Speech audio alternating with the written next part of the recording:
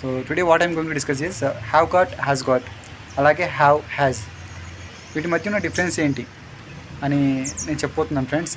ఏమీ లేదు friends, difference ఏం లేదు. హ్యావ్ గాట్ అన్నా, so I have got a phone అన్నా, ఐ హ్యావ్ ఎ ఫోన్ అన్నా ఒకటే ఫ్రెండ్స్. కానీ ఇప్పుడు మనం క్వశ్చనింగ్ చేస్తున్నప్పుడు so she has a car అని చెప్తాం. ఆమె దగ్గర ఒక కార్ ఉంది. అప్పుడు క్వశ్చన్ చేస్తున్నప్పుడు ఏమంటాం? Does she have a car అంటాం. అంతే కదా ఫ్రెండ్స్. హెల్పింగ్ వర్బ్ ముందుకు వచ్చేస్తుంది. Does she have a car అని చెప్తాం. ఇక్కడ she has got a car, ఆమె దగ్గర ఒక కార్ ఉంది. రెండింటికి అర్థం ఒకటే friends. She has got a car, she has a car. ఇప్పుడు క్వశ్చనింగ్ చేసినప్పుడు మాత్రం has she got a car అని చెప్తాం. అదే ఇక్కడ ఏం చెప్తాము? Does she have a car అని చెప్తాం.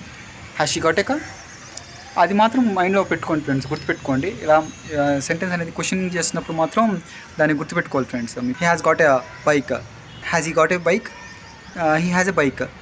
Does he have a bike, అతని దగ్గర బైక్ ఉందా? అర్థమవుతుందా ఫ్రెండ్స్ నేను ఏం చెప్తున్నాను? So I have the stick, so I have the stick, so I have got the stick, రెండు ఒకటే ఫ్రెండ్స్. అప్పుడు నేను క్వశ్చన్ అడుగుతున్నప్పుడు have you got the stick, do you have the stick, నీ దగ్గర ఈ స్టిక్ ఉందా? అర్థమవుతుంది ఫ్రెండ్స్.